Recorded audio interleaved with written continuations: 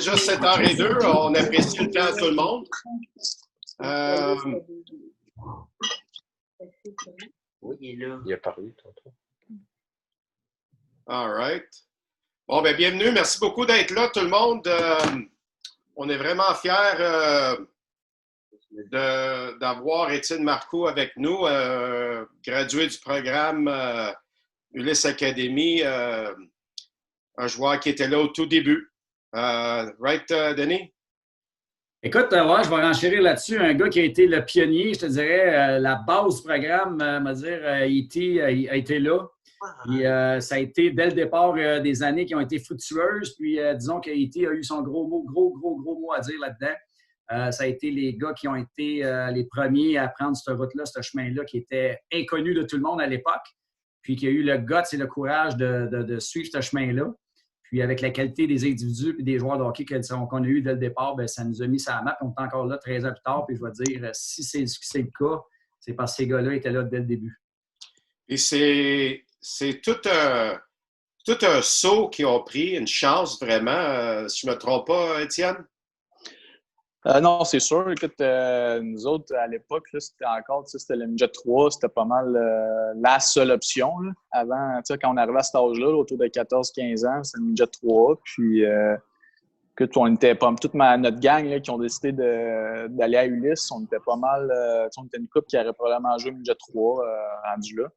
Puis on a décidé d'un peu boycotter le midget 3 parce qu'on voulait rester chez nous un peu. On croyait plus ou moins à leur programme. Puis finalement, ça a été des années qu'on a eu beaucoup de plaisir au début, mais tu vois, finalement, comme je te disais, ça a vraiment porté fruit. Encore 13 ans plus tard, le programme va mieux plus que jamais. Puis on a parti ça sur des bases solides pour les jeunes d'aujourd'hui. Et si je ne me trompe pas, vous étiez nombreux à prendre la chance, puis nombreux à avoir beaucoup de succès suite à votre carrière à Ulysse, right? Oui, vraiment. Écoute, notre année, première année en 2008, on est une couple de gars qu'on a joué junior majeur, puis pas juste 3-4 games junior majeur, des carrières de 4-5 ans junior. Fait que on avait vraiment une bonne équipe, une bonne gang. C'est des moments que je vais me souvenir toute ma vie. De cette gang-là, j'ai des chums que je vois quasiment à chaque semaine encore. Là. Fait que ça fait partie de mes meilleurs chums. Fait que c'est sûr, c'est des souvenirs pour toujours. Là. Good. Après ton passage, Étienne, excuse Roberto. Oh. Après ton passage, je voudrais que tu continues. Mettons, là, qu'est-ce qui est arrivé après ton passage à Ulysse? Ça t'a emmené où? Puis parle-moi de la suite des choses après Ulysse. Oui, fait que dans le fond, c'est ça. On a commencé à Ulysse. En 2008, j'ai joué ma première année à Ulysse, à nous complet. Après ça, en 2009, j'ai été repêché par le Junior de Montréal, qui est devenu l'Armada de Beaubriand 2 ans plus tard. Donc, j'ai pêché à 9. Puis, j'étais allé au camp d'entraînement cette année-là. J'ai pas fait l'équipe. Il y avait 2 gardiens de but qui étaient pas pires aussi. Jake Allen des Blues de Saint-Louis, puis Jean-François Bérubé qui se promène un petit peu, mais qui a joué une couple de matchs aussi dans la Ligue nationale. Puis, fait que je suis revenu à Ulysse jusqu'à Noël. Ça n'a pas été facile jusqu'à Noël. Je dirais que j'étais déçu d'avoir été coupé. Je voulais plus ou moins être là à mon retour. Je me souviens, j'avais eu une petite discussion avec le chat qui m'avait parlé un peu. Puis, mais tu sais, c'est bien. Des fois, tu penses que tu es arrivé, puis tu réalises que tu n'es pas arrivé pantoute. Fait que c'est ça. Puis la dernière moitié là, jusqu'à Noël à Ulysse, je pense que j'avais vraiment changé mon attitude puis comment j'approchais mes matchs. Puis tu vois, ça m'a permis à Noël d'être rappelé. Puis parce qu'il y a eu un échange, Jake Allen s'est fait échanger à Noël. Puis j'ai été rappelé à ce moment-là. Puis je suis jamais redescendu après. Puis j'ai joué 5 ans après ça junior majeur. Fait que ça a été... après ça, le parcours, ça a été sur ce junior majeur 5 ans, 2 ans avec le junior de Montréal. Après ça, on a déménagé à Boisbriand. Fait que j'ai joué 18, 19, 20 ans à Boisbriand. C'est à ce moment-là que j'ai eu un peu aussi le rôle de gardien numéro 1. Fait que j'ai commencé à jouer beaucoup de matchs, à avoir un peu plus de pression. Puis après mes 5 années juniors, j'avais signé un contrat dans la Ligue américaine avec les Ducks d'Anaheim. Fait que je suis parti cette année-là au camp là-bas. Après ça, j'ai été au camp dans la Ligue américaine. Puis je me suis retrouvé dans la East Coast. Puis au mois de décembre, je me suis blessé. Des blessures que j'avais eues aussi dans le passé junior. Donc, je me suis blessé 2 fois en 2 semaines. Des blessures qui ont nécessité une opération. Donc, je suis revenu, je me suis fait opérer janvier, février 2000, c'était en 2015. Puis, ça a été un long processus avant de revenir. J'ai été 9 mois sans jouer au hockey. Fait que à ce moment-là, cet été-là, l'été 2015, j'étais plus sûr de qu'est-ce que j'allais faire. Je retournais dessus professionnel. Puis c'est là que j'ai eu l'appel de UNB, le coach qui m'a appelé. C'était pas vraiment dans mes plans avant qu'il m'appelle. Puis de plus en plus, j'avais des discussions avec lui. Il est venu ici me rencontrer, il m'a parlé. Puis de plus en plus, j'ai fait ça. C'est pas une mauvaise idée d'aller à l'école, surtout avec les blessures que j'avais à répétition. Fait que puis aujourd'hui, je peux dire que c'est la meilleure décision que j'ai prise. J'étais allé jouer 2 ans. J'ai fait 2 ans pour graduer, avoir mon bac en gestion, en administration. Puis, j'ai gradué là-bas 2 ans. Après ça, on a gagné 2 fois les championnats là-bas, championnat canadien. Puis après ça m'a permis, je suis retourné jouer professionnel 2 ans.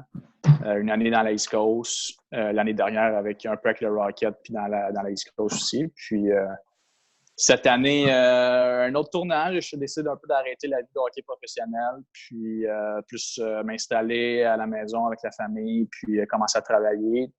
Mais j'ai quand même continué à jouer au hockey les fins de semaine là, dans la Ligue américaine. C'est un peu ça le parcours d'Étienne Marcoux.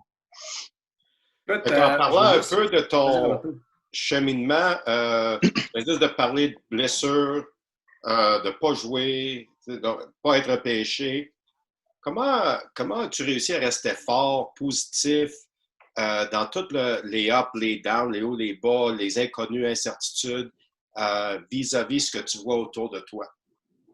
Ah, c'est sûr, c'est pas tout le temps facile. Si je peux parler un peu de mes blessures, ça a été vraiment ça, moi, quasiment pas le highlight, là, mais j'ai été blessé souvent là, dans ma carrière. Puis, je pense à la plus grosse blessure qui est arrivée, c'est mon année de repêchage dans la Ligue nationale, mon année de 18 ans. Comme je disais, je tombais gardien numéro 1 à Beaubriand. On avait une bonne équipe. À Beaubriand, c'est une place que les recruteurs viennent plus facilement. Ils débarquent de là-bas à Montréal. Beaubriand, c'est à côté. Fait que j'avais des bonnes chances là, de me faire repêcher. Puis c'est sûr que je me suis blessé au début de l'année. J'ai manqué 6-7 semaines d'activité. Fait que ça a été vraiment décourageant pour moi. Parce que après ça, quand je suis revenu, je me suis mis beaucoup de pression en me disant il faut que je joue, il faut que je sois bon. Si je veux me faire repêcher, j'ai 7 semaines, à peu près à 2 fois 3 games par semaine. C'est à peu près entre 15 et 20 games que j'ai manqué, que les autres, eux étaient là sur la glace à se faire voir. Fait que, ça a été difficile moralement, sur le moral. Puis, mais tu vois, je suis revenu, j'ai quand même eu une bonne fin de saison. Après ça, c'est sûr que j'ai pas été repêché dans la Ligue nationale. Me suis déplacé au repêchage. Fait que c'est une autre déception quand tu te déplaces au repêchage avec de la famille, puis finalement, tu n'entends pas ton nom. C'est encore une fois, c'est se relever. Puis moi, je me disais, il y a des gars qui ont été repêchés que je sais que je suis meilleur qu'eux, que je sais que je suis capable de faire un meilleur job qu'eux. Fait qu'après ça, c'est vraiment, c'est la persévérance. C'est de continuer, c'est de vouloir plus que les autres, de travailler, de prouver que tu es capable d'être aussi bon qu'eux autres. Puis c'est de même que j'approchais à chaque fois que j'avais un nouveau défi. Là. Je voudrais juste revenir dans une question que tu as répondu tantôt, E.T. Tu as parlé de ton retour une fois que tu avais été coupé de l'Armada à ton premier camp.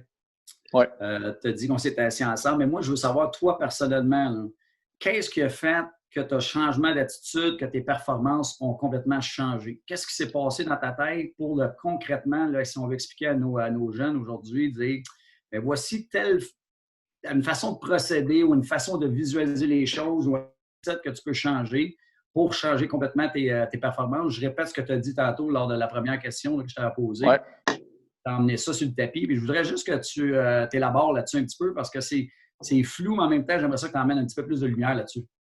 Oui, bien, tu sais, quand tu es coupé, tu passes du junior majeur, on s'entend, c'est un calibre plus élevé que tout ce que je revenais chez Ulysse. Fait que je pense que je suis arrivé un peu en me disant ça va être facile, pas besoin de travailler aussi fort dans les pratiques. Je dois faire un peu ce que je veux dans les pratiques. Si je veux pas, je suis gardien, fait que si je veux pas aller à terre, c'est lancer. Je veux juste comme être là un peu de par eux, je le serai, je veux pas trop me fatiguer. Puis, anyway, l'année pas long, je serai plus ici. Fait que, tu sais, sans nécessairement revenir puis avoir exactement cette attitude-là, je pense que c'est un peu inconsciemment que ça s'est fait. Mais, tu sais, le gros déclic, ce qui est arrivé, c'est mes performances. Là. De ce que je me souviens, tu sais, mes pratiques, je me faisais scorer, puis là, ça me frustrait, puis là, je comprenais pas. Je disais, hey, comment ça, je me fais scorer ici, puis en haut, j'étais capable de performer, puis j'étais capable d'arrêter les autres gars. Mais quand tu repenses puis tu reprends du recul, c'est que j'avais pas la bonne attitude. Puis après ça, ben mes matchs aussi, je pense que c'était pas les meilleurs matchs que j'avais. Puis je me disais, c'est pas si grave que ça. J'ai le temps de me reprendre. Mais finalement, quand tu vois le temps passer, il arrive pas loin de Noël puis que tes performances sont pas encore super bonnes. Mais tu réalises que non, faut que tu travailles fort. Puis si t'es le meilleur, monte-les. Tu viens de redescendre, tu arrives d'un niveau supérieur, mais arrive, puis domine, donne aucun but dans les pratiques, donne aucun but dans les matchs. Puis les beaux gars vont te regarder, puis ils vont dire crime, OK, c'est le même. Si on veut aller au prochain niveau, c'est le même qu'il faut être, c'est cette attitude-là qu'il faut avoir. Puis fait que c'est ça, c'est vraiment juste un problème d'attitude. Qui s'est réglé. Je pense que ça arrive à tout le monde, mais c'est vraiment, c'est ça. Quand tu te fais couper, des fois, tu es déçu, tu es fâché, mais il faut que tu arrives au niveau supérieur, puis domine, tu sois le meilleur tout le temps, le premier embarqué, le dernier débarqué, montre l'exemple, puis comme ça, tu vas pouvoir monter au niveau supérieur plus rapidement.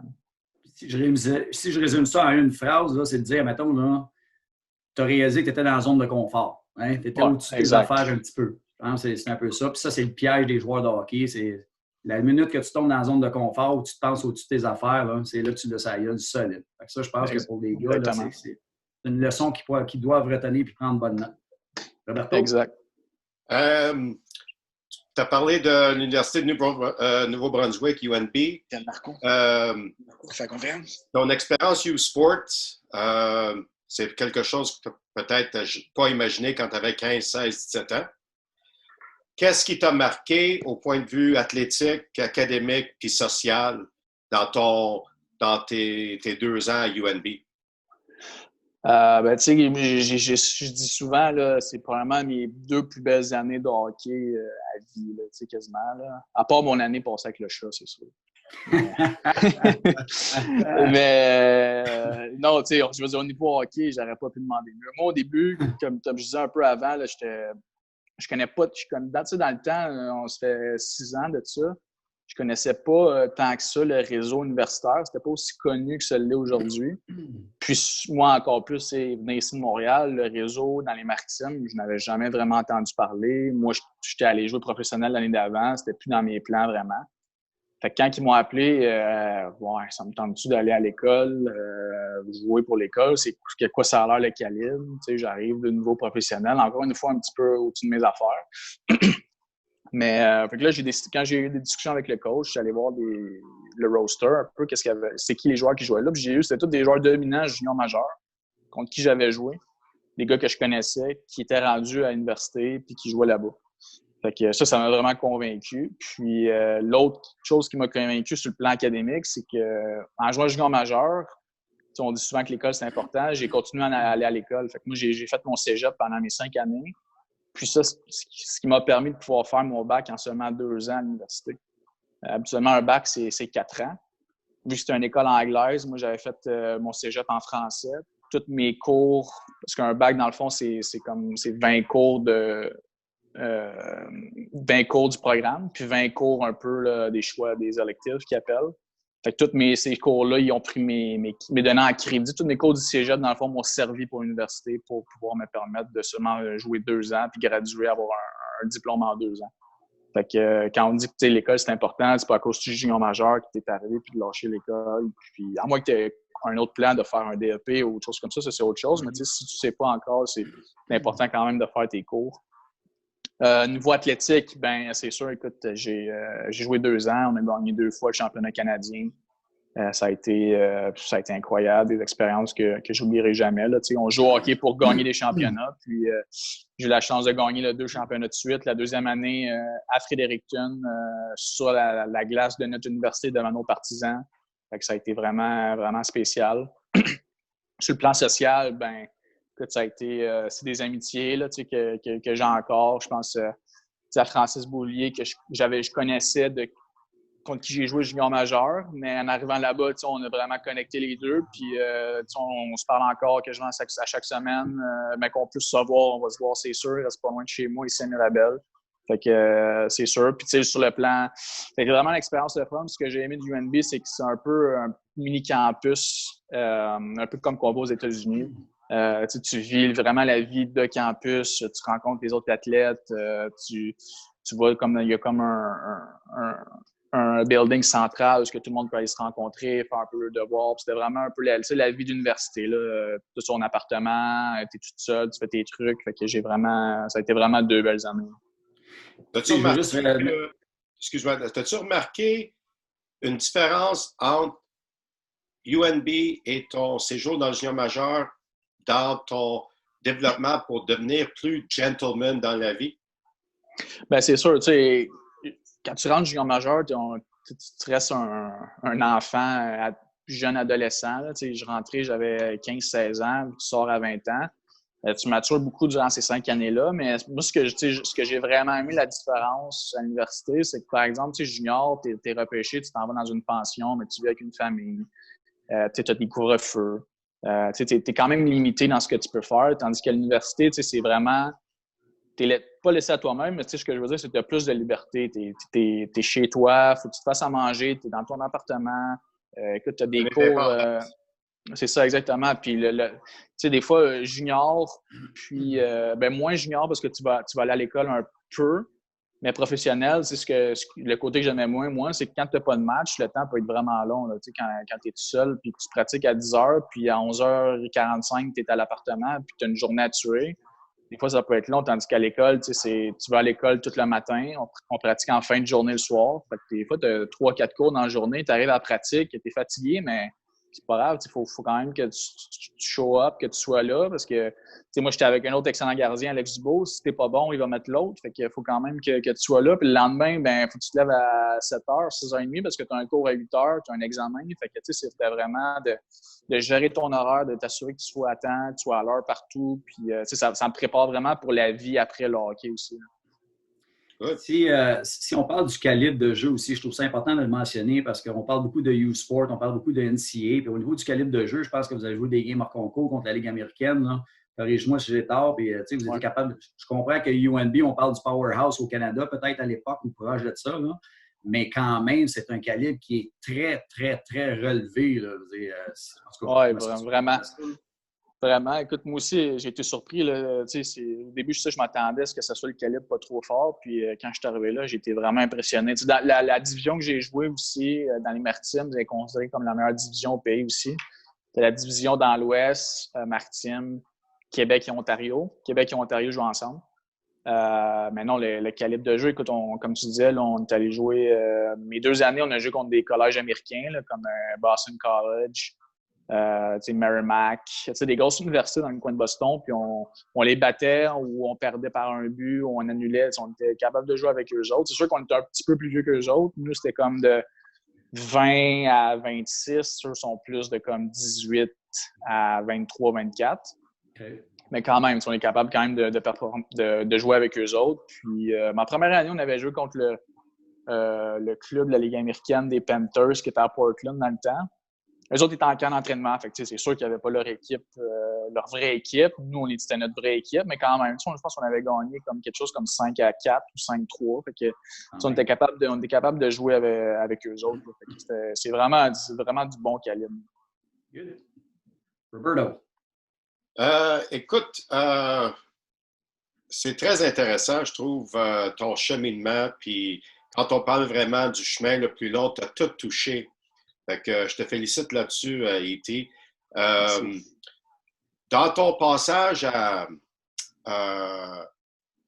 Ulysse, comment ça t'a différé de tes chums qui n'étaient pas? Et où tu es aujourd'hui dans ton cheminement depuis jusqu'à aujourd'hui? Mes chums qui n'ont pas continué à jouer, tu parles? Qui étaient dans le hockey, mettons dans le Midget 3, ou okay. Ils n'ont pas, eu l'envergure que tu as appris à Ulysse. La grosse différence, je pense, c'est nous, on avait 14 ans, puis on jouait contre des gars qui n'avaient, corrige-moi, je me trompe, mais il y avait quoi, des fois 18 ans, 18, 19 ans. Il y en avait, ouais. Fait que, on était quand même très jeunes. Fait qu'on arrivait des fois, les fins de semaine, on prenait un club junior, écoute, ça frappait, ça jouait au hockey. Pour moi, gardien, ben, le jeu était plus rapide, les lancers plus forts.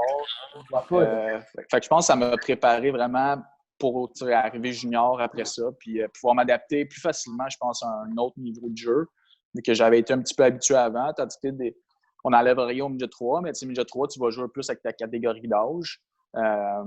Ici au Québec, là, moi, ça m'avait permis aussi d'aller voir ce qui se faisait aux États-Unis, qu'est-ce que ça avait de l'air. Dans le temps, c'était très nouveau pour nous là, d'aller jouer au hockey contre des clubs juniors américains. On ne savait pas trop c'était quoi. Fait que ça m'a permis que d'autres gars peut-être quand ils sont arrivés au niveau supérieur, ils ont peut-être fait un peu plus le saut en disant OK, qu'est-ce qui se passe ici? Là, je ne suis pas prête pour ça pantoute. Tandis que nous autres, on était peut-être un peu plus prêts là, à jouer contre des hommes plus forts. Là. L'école, Haïti, quelle place qu'elle prend dans ta vie? Je veux dire, dans ton cheminement, quelle place qu'elle a eue? Parce que je pense que tu as été un des...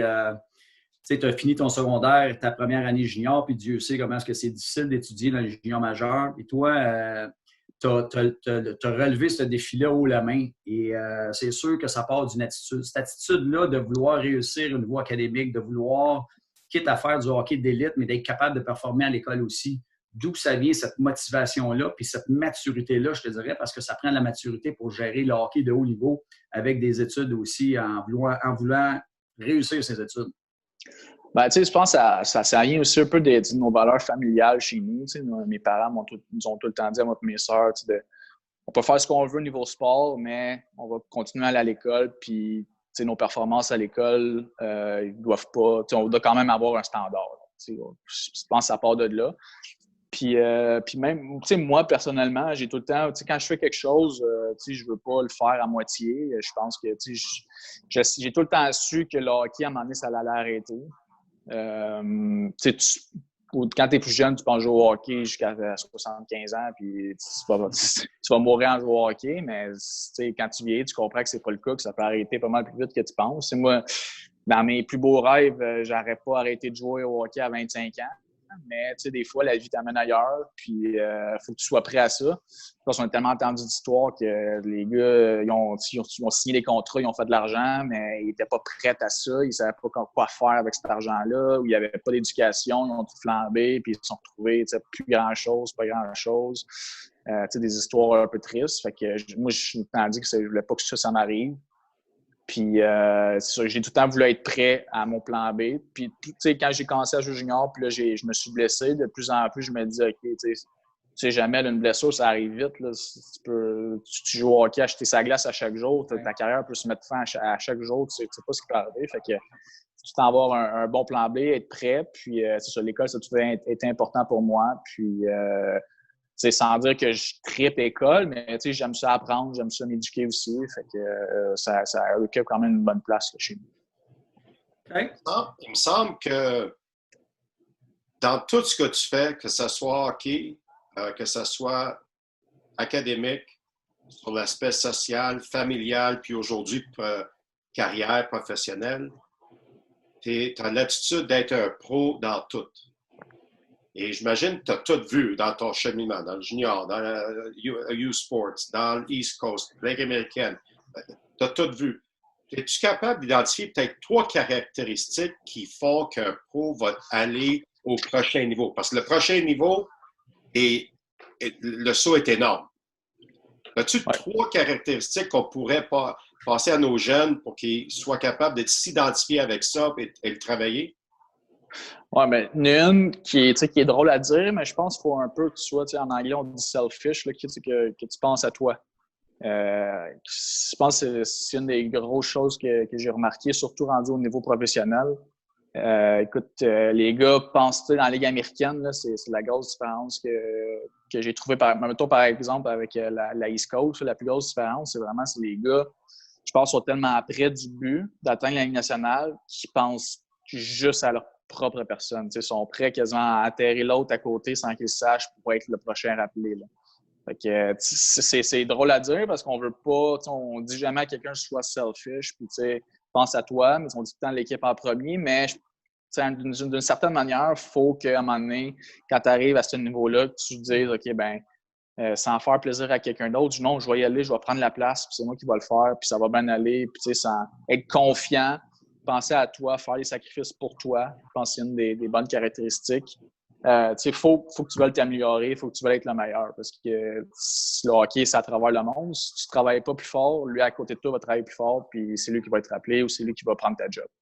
Puis je pense aussi qu'il faut continuer à avoir du plaisir quand même. Je pense qu'au niveau de la journée que tu n'as plus de fun, tes performances vont diminuer, puis tu vas vouloir arrêter. Fait que je pense qu'il faut quand même que tu aies du plaisir, même si ça devient, tu commences à faire beaucoup d'argent, puis là, il y a beaucoup de pression. Si tu perds la passion, si tu perds le plaisir de jouer, c'est peut-être une raison de commencer à se poser des questions pour si tu le fais pour les bonnes raisons.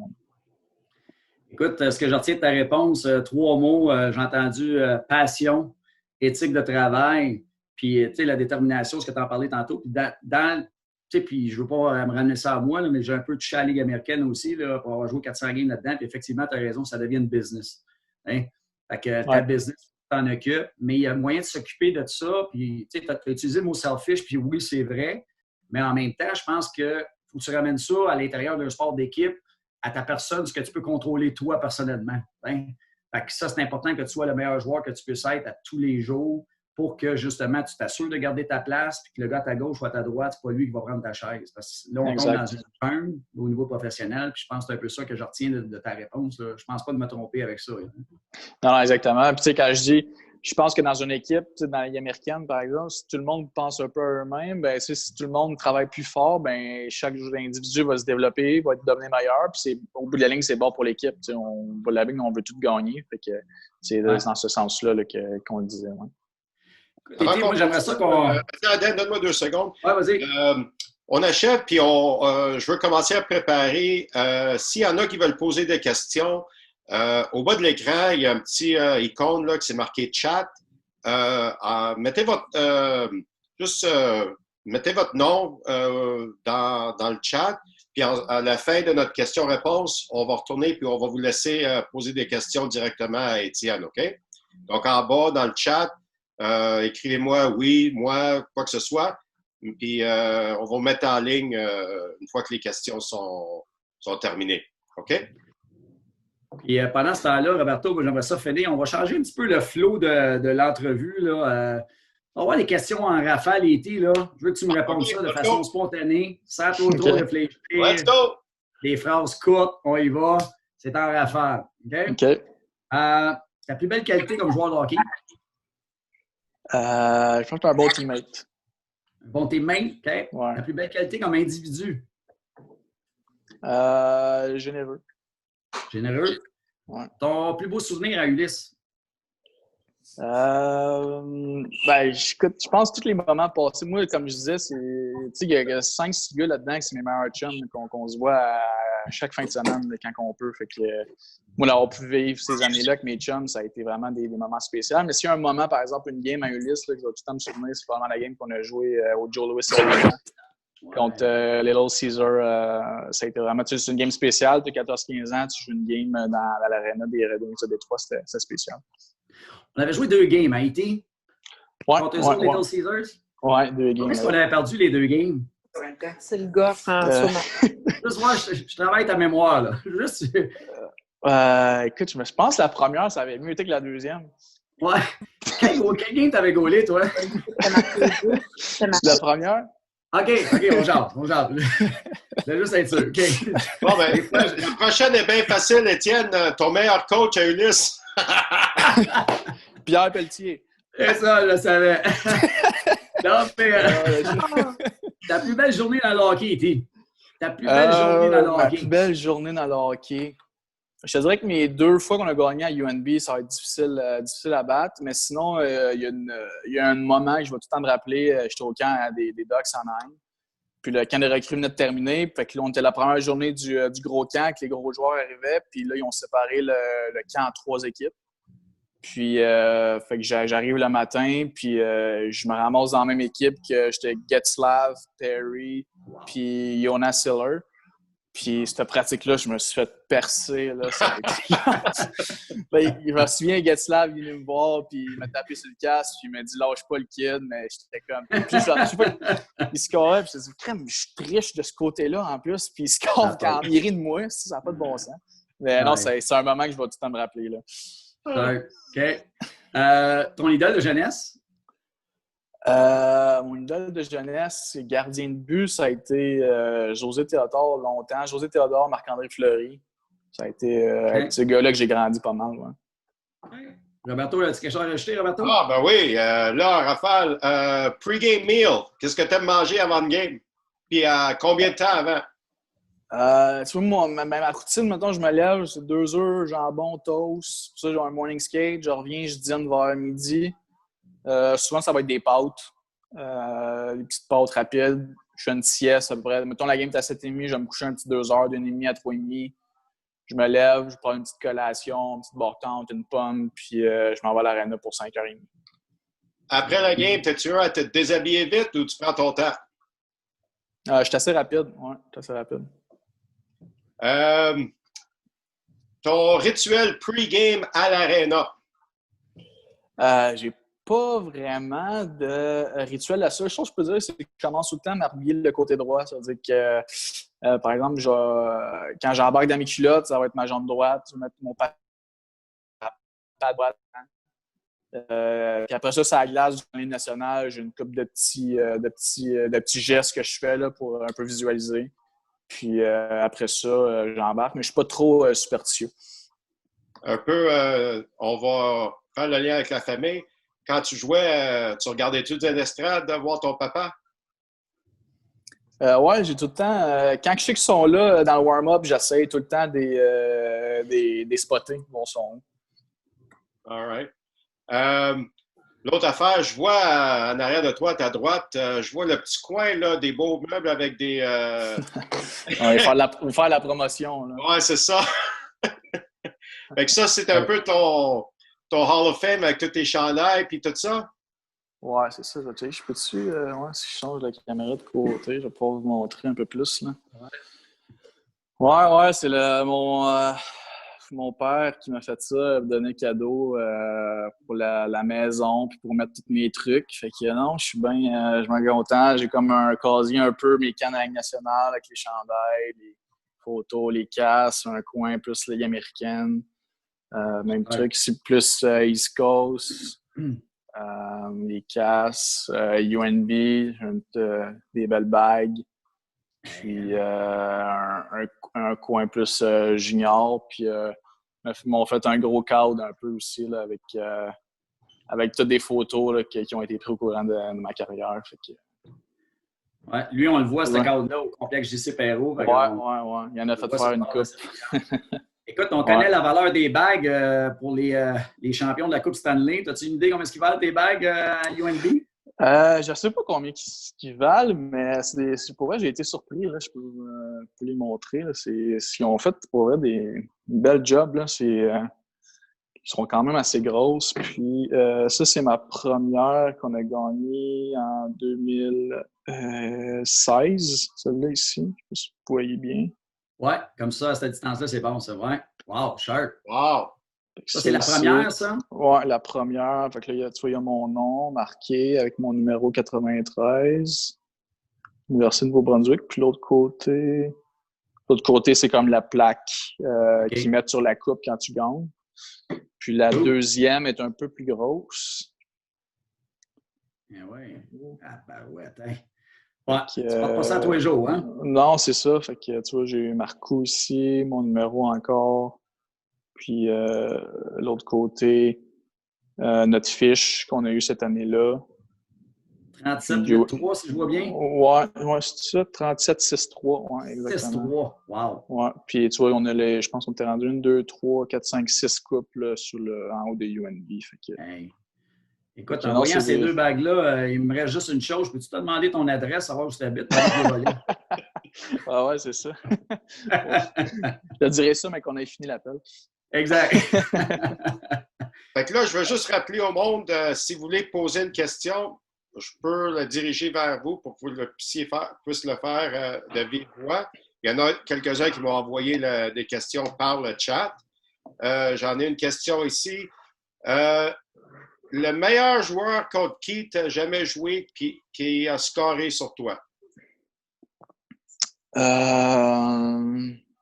Ben là, présentement, je veux dire, c'est Nathan McKinnon junior. Leur équipe à Halifax, c'était une puissance, ça n'avait pas de bon sens. Ils jouaient avec Drouin. Fait que, aujourd'hui, McKinnon, je pense qu'on peut le considérer le top 5 des joueurs de la Ligue nationale. Fait que, donc, quand il me scorait, je me disais, bon, c'est correct. Il est bon. Il est bon.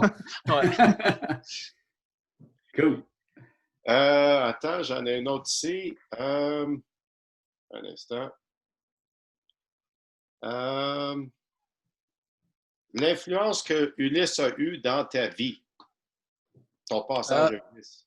Ben, tu sais, parce que ça m'a vraiment permis de partir ma carrière, si on peut dire, sur des bonnes bases, des bonnes valeurs.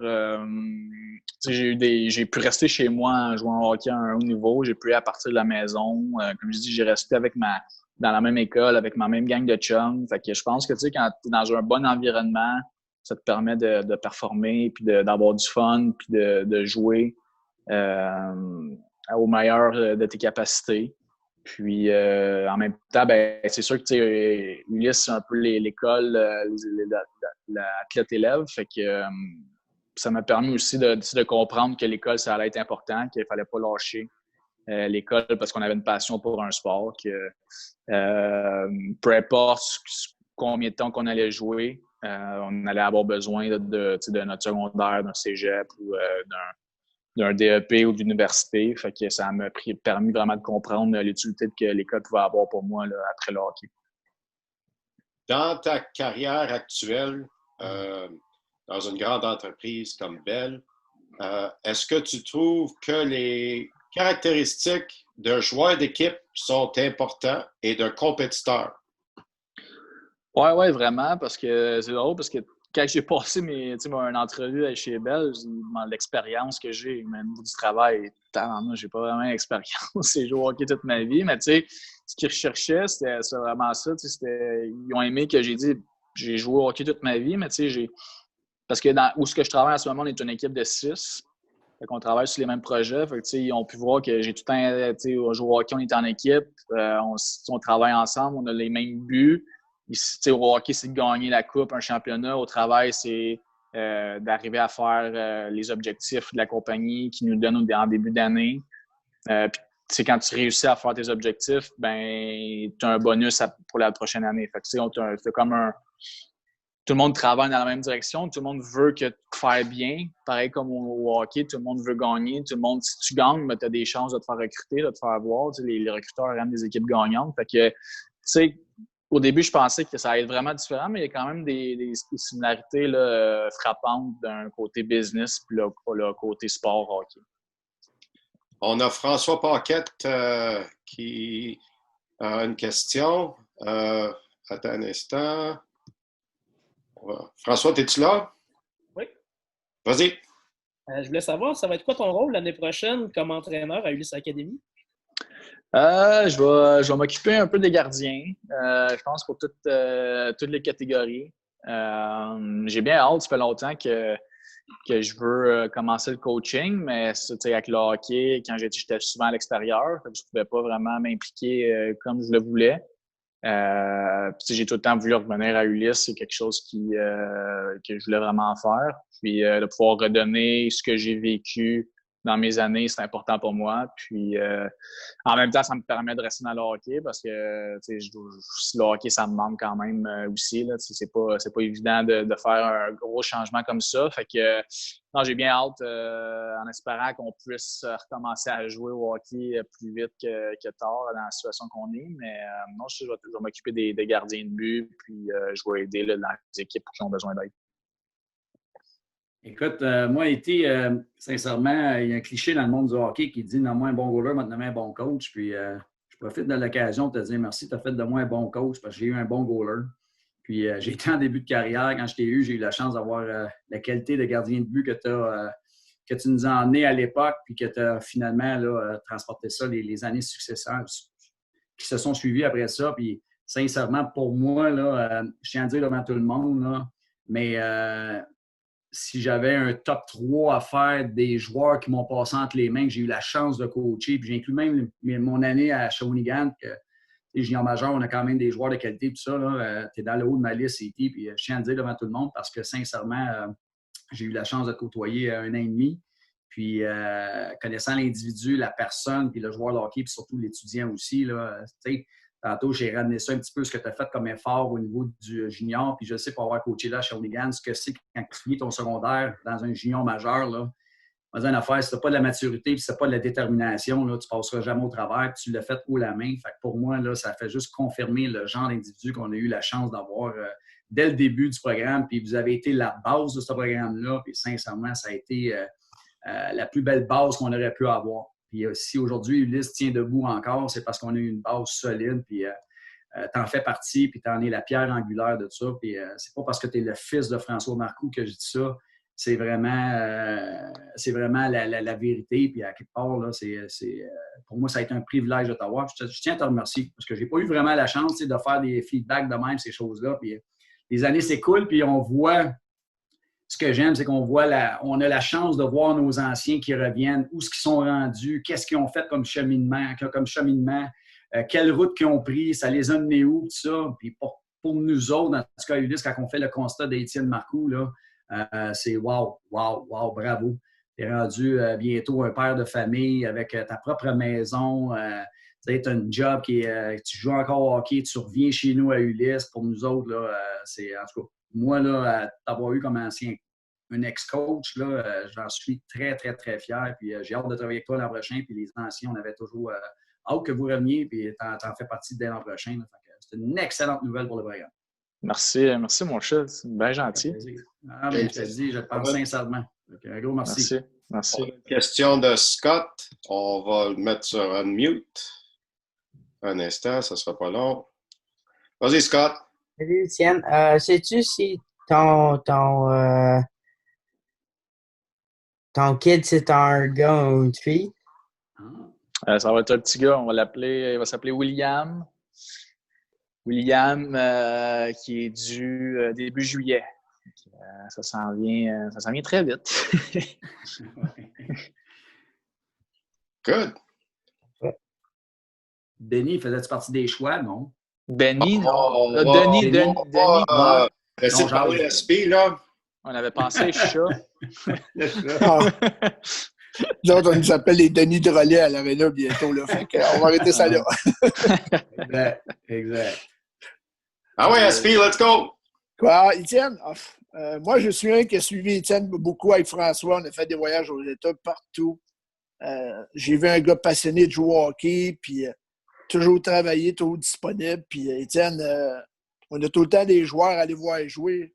Je pense que j'en suis un de tes fans qui adorait aller te voir jouer, puis tu étais tout le temps là, positif, puis non, Étienne, tu m'as fait triper, puis je suis bien content de t'avoir connu ton père aussi, pour qu'on est rendu avec Roberto Nouveau et nous autres, Danny Chalifou, toute la gang. Ça va être le fun de travailler avec toi l'année prochaine, puis je pense qu'on a le temps de dire des petits jokes de temps en temps, là, comme on fait d'habitude. Ouais. Ça, c'est sûr. Fait que, félicitations, Étienne, puis félicitations pour ton petit garçon qui s'en vient. C'est plate, tu ne sais pas appeler Denis, là, pas Denis Chalifou. Mais lâche pas mon âme, puis on a hâte de te voir. Merci. Donner un flux international, puis mettre le deuxième nom Roberto, quelque chose qui finit voyelle, tout le temps sharp. Je vais en parler à ma blonde, voir si elle m'a revenir là-dessus. As-tu des conseils que tu peux passer à nos jeunes, Étienne, étant donné que là, tu vas les voir un peu plus, mais peut-être un ou deux conseils pendant ces temps et ces moments un peu difficiles et différents qu'on est tous en train de vivre. Puis peut-être un petit peu d'inspiration, un petit coup dans le derrière, juste pour leur dire, oui, tout va bien aller, mais entre-temps, je te laisse la parole. Écoute, les conseils pour mettons, niveau hockey, école, vie un peu, c'est travailler fort dans tout ce que vous faites. C'est de le faire à 100%, pas de le faire à moitié. Puis quand on le fait à 100% pour qu'on ait un bon résultat, à la fin, on est fiers. On est fiers de ce qu'on vient de faire, puis on est fiers de j'ai travaillé fort, puis qu'est-ce que ça a donné? Ça a donné du bon. Puis c'est de s'amuser dans peu importe ce qu'on fait, pas juste au hockey, mais dans la vie aussi. Je pense que si c'est un job qui te fait chier puis que t'aimes pas, ben tu seras pas heureux, tu t'aimeras pas ça, tu vas être marabout. Puis même chose au hockey, si tu le fais pour tes parents, tu le fais pour tes amis, tu le fais pour quelqu'un d'autre, mais toi, ça te tente plus vraiment, mais tes performances seront pas bonnes, ça va créer un peu de chicane autour de toi, puis ça sera pas le fun. Fait que je pense que c'est des conseils, c'est ça, pour le hockey, pour la vie. Puis pour le hockey en ce moment, mais tu sais, prends ce temps-là peut-être pour travailler sur des trucs individuels. On a beaucoup de temps. Là, je ne sais pas si les jeunes, il y en a qui sont retournés à l'école ou non à la maison, mais tu peux être à la maison, tu peux aller au parc ou dans la rue, entraîne-toi, va courir, prends des lancers dans un filet à patinoire au parc. Des trucs comme ça, même si tu peux pas aller dans l'aréna, mais prends ce temps-là pour toi, puis relax aussi. Des fois, là, la saison vient de finir, c'est peut-être un moment aussi de décrocher, d'aller de faire autre chose, de penser à autre chose. Puis, je pense que c'est important aussi. Je pense que la partie de la recette gagnante, là, c'est de décrocher un peu du hockey, là, de faire autre chose durant la saison morte parce qu'on en mange du hockey. Durant l'année, on en fait beaucoup, mais moi, personnellement, je trouvais que quand la saison finissait, là, j'avais vraiment besoin de m'éloigner et de faire autre chose pour que quand je recommence à m'entraîner, je recommence à embarquer sur la glace, je sois affamé et j'ai le goût. Sinon, je pense que si on n'arrête pas vraiment, on arrive au milieu de la saison, ça ne nous tente plus, puis on vit une cassure. Fait que c'est vraiment ça, puis de prendre les bonnes décisions, là, de t'investir à temps plein, puis d'aller jusqu'au bout des objectifs que tu t'es donnés. Good. Dan, je vais te laisser finir avec les remerciements, puis juste annoncer que à tout le monde, on va continuer ces sessions avec nos anciens chaque mercredi soir à 7 heures. Et on a une très belle liste. On est chanceux d'avoir une très belle liste. Donc, les invitations vont partir demain ou après-demain à tout le monde avec l'annonce de notre prochain invité pour mercredi prochain. All right? Dan, je laisse la parole. Écoute, tu veux que j'annonce là aujourd'hui? Non, juste remercier et faire ton Master of Ceremonies puis signer ton autographe sur l'écran. C'est pas moi la première étoile, c'est vraiment E.T. aujourd'hui, mais non, écoute, pour terminer, merci E.T. Puis tu as été le premier qu'on a. Tu as été le premier à commencer, fait que tu as été le premier à faire aussi les Zoom conférences. Ça fait que tu es le pionnier partout. Et puis, ça a été une belle expérience. J'espère que tout le monde a apprécié. Ouais. Ça nous a permis d'en connaître un peu plus sur toi. Ce que j'ai aimé aussi, c'est que c'est les conseils qu'on peut retenir à travers tes réponses. Le jeune qui écoute ça, je pense qu'il y a des choses qu'il peut prendre des notes et dire OK, bon, il a fait ça de même, puis ça y a apporté ça. Puis, tu ne l'as pas toujours eu facile, tu as eu des déceptions. Comment gérer ça? Comment se relever de ça? Fait qu'il y a beaucoup de choses que je pense qui peuvent être positives pour ces jeunes-là, pour leur futur immédiat, là, dès l'an prochain, qu'ils peuvent appliquer là, dans leur quotidien. Ça fait que ça, je te remercie d'avoir partagé ça avec tout le monde, Haïti. Puis, ça fut encore une fois un plaisir de te voir. Ouais, merci. Ça a été belle fun. Puis merci à tout le monde qui ont été là. Puis on va se revoir bientôt. Sinon, bon été à vous autres. Puis faites attention à vous autres. Là. Puis on va se revoir pour l'année prochaine. Merci, Eti. Merci, madame. On se tient au courant. Okay. Salut tout le monde. Salut, bye.